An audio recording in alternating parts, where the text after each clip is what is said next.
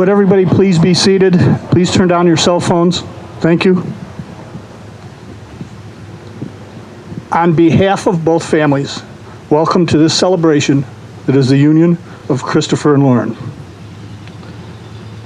Patience is a virtue. The love story that is Christopher and Lauren is a 15-year epic. Christopher McGinn is a man of noteworthy virtue. Christopher got his first glance at Lauren that 15 years ago. Smitten as he was, she of course had other suitors in line. All known within a larger group of friends, Christopher patiently waited in the wings. Fast forward a few years down the road to a special family gathering. Lauren's sister, Melissa, and her husband, Scott, were hosting a housewarming party. It was at this gathering that Christopher found himself bonding over old Ford trucks with a kindred spirit. The mustachioed man that he got along with so well was Lauren's father, my brother Mark. There had been just enough male bonding that day that Mark mentioned to his wife, Cheryl, "I wish Lauren could find a guy like that." Hang on. Christopher had gotten the approval from his future bride's father before he ever knew he would need it. Not long after, Christopher decided to put himself out there, and he sent her flowers. He wanted to send flowers to Lauren's work. Well, he meant to, anyway. You see, our Lauren worked in Libertyville, and Christopher had unknowingly sent the flowers to the Vernon Hills location. After picking up her first ever Just Because flowers, Lauren had a little chuckle at the mix-up and thought for the first time that this guy might have feelings for her. Remember, this is an epic tale. They both continue living separate adventures. It was at Lauren's 28th birthday that fate would have them together again. The party was to include a trip with friends and family to Six Flags. While it was a lovely day, it was so crowded they didn't ride very many of the attractions. But there was a changing sea. Lauren, taking things into her own hands, asked Christopher if a return trip to the amusement park could be had the next week. The roller coaster ride was about to begin.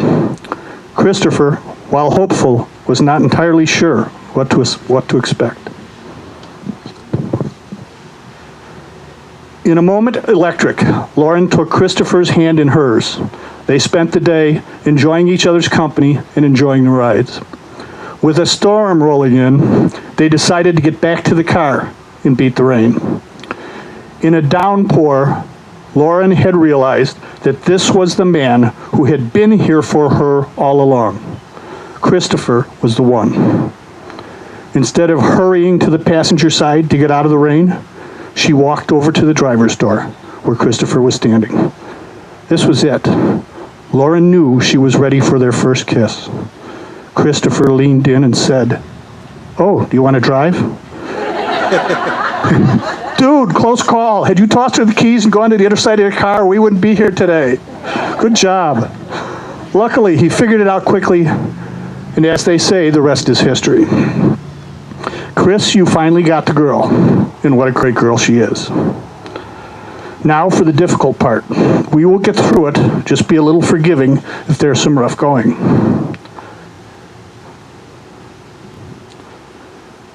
Lauren, I walked you down the aisle today because somebody else is in here. Mark, you did good, brother. You raised a kind, sweet, hardworking, and loving girl. She is beautiful inside and out. Clairvoyant, you knew the kind of man your daughter deserved. The Christopher that you had thought so highly of many years before had patiently waited for her. He will love her and take care of her for all their years. I feel you are with us, and I want you to know that you and Cheryl have done a great job of raising all of your daughters, and how much love and happiness surrounds us today, the day your Lauren weds Christopher. I also know that my brother would have wanted me to find some message, some advice, maybe some wisdom to impart to these two as they start their journey together. being fresh out of wisdom, ask my wife, she'll tell you, I am going to purloin a speech that is over 25 years old. And in doing so, I must pay homage to its rightful owner, James Thomas Anthony Valvano. Coach Valvano used a mantra throughout his presentation: don't give up, don't ever give up. Well, life is funny. Life may not let you be good for anyone else unless you are first good with yourself. You two have taken the time to know yourselves and know each other. Your love story allows you to enter into this union with eyes wide open. So Lauren, don't give up on yourself. Christopher, don't give up on yourself. Be true to your own selves and don't give up. Manage, bargain, compromise, and most importantly, no matter what happens, whatever obstacles life throws your way, don't give up on each other. Don't ever give up. He also added 3 things we should do every day. He said it makes a full day. You should laugh, you should have your emotions move to tears, and you should think. Spend some time in thought. Laughter will be the mile markers on your road together. It's the glue that binds. The laughter will freeze in time your happiest moments. The pleasant memories you will share forever. It will not be every day, but there will be tears. Yes, life will occasionally throw you some tears. But the good news, and it's really good news, is you will also experience tears of joy. You will experience some moments in your lives together when your soul cannot contain your happiness. Turns out the overflow of that happiness is also tears. The tears of sorrow leave scars, but like scars, they tend to fade. You will remember the tears of joy for your entire life. His last daily chore is to spend some time in thought and think about what path you should take on your journey together, and think about what is important in life. Sharing your thoughts and minding the important, the really important, will help make molehills out of life's mountains. While all of this is sage advice, one daily marriage maintenance tip was left off the list. Yes, there is maintenance to marriage. Ask anybody here who's got some gray on them and they will tell you. Every day, find some way to demonstrate your love. It can be a simple thing like a kind word or a small gesture. It can be a look, a kiss, a loving touch, lending a kind ear. I want you to believe me when I tell you that sharing your laughter, your tears, your thoughts, and showing your affections will provide you with keys to a strong marriage. And lastly, remember, don't give up. Don't ever give up.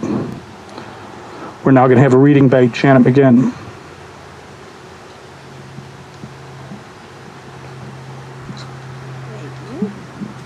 Wow.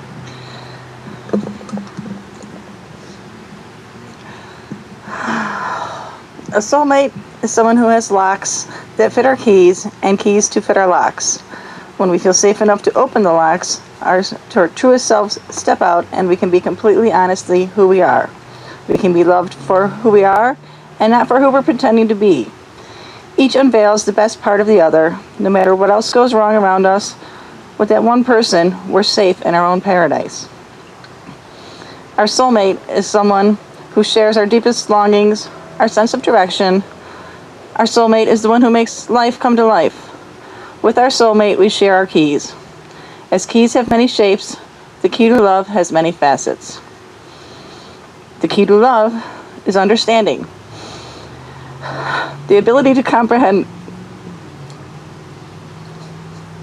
not only the spoken word, but the unspoken gestures, the little things that say so much by themselves. The key to love is forgiveness, to accept each other's faults and pardon mistakes without forgetting, but with remembering what you learned from them. The key to love is sharing, facing your good fortunes as well as the bad together, with conquering problems, forever searching for ways to intensify your happiness.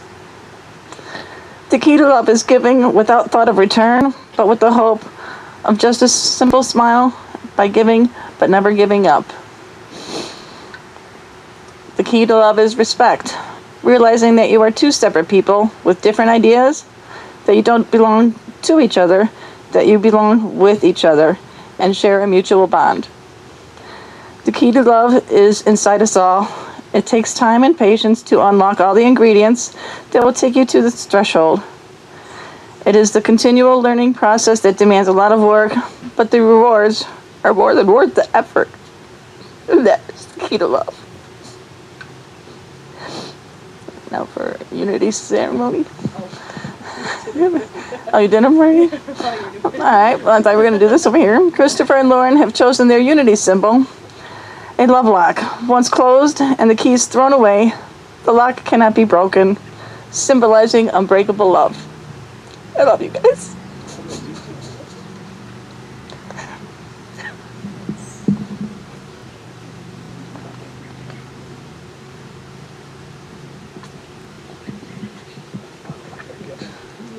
Sealed in this pouch.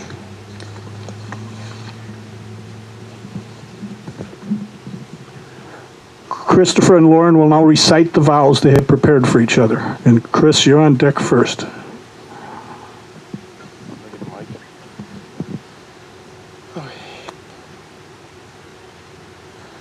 I fell in love with you long before I ever knew how important you would be to me. I've worked very hard to be the man you deserve, even before you were ever potentially mine. I will forever strive to be the man you deserve, devoted and honored as yours and only yours. You and our family will be taken care of, as I will assist to the fullest of my extent. I will always be yours, keyed with care, locked with love, bound by time. You will also be forever mine.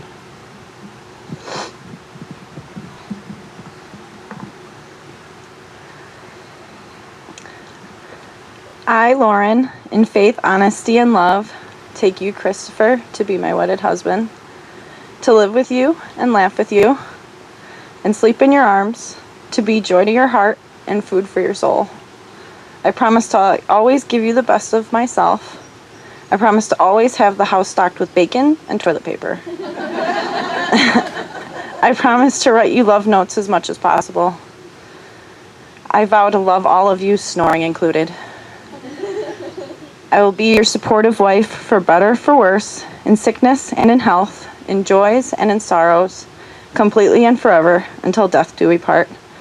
I give you all that I have, myself and my love.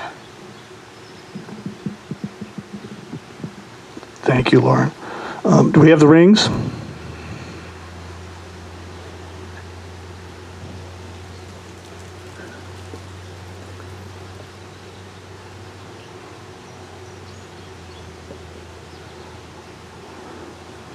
Christopher, will you repeat after me? This ring I give you This ring I give you as a token of my love and devotion. is a token of my love and devotion. It is a visible symbol It is a visible symbol of the vows we have made as husband and wife. of the vows we've made as husband and wife. I pledge to you all that I am I pledge to you all that I am and all that I will ever be as your husband. and all that I will ever be as your husband. With this ring, This ring, I join my life to yours. I join my life to yours.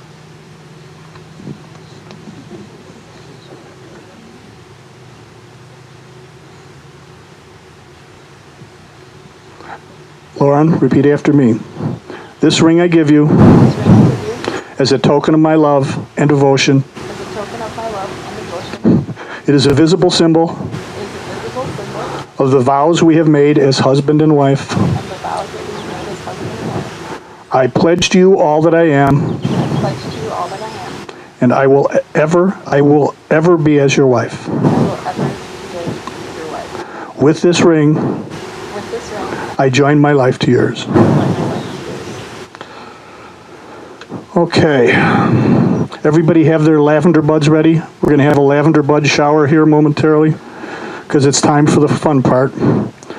It is with great honor and a very joyful heart that I now pronounce you husband and wife. Christopher, you may kiss your bride.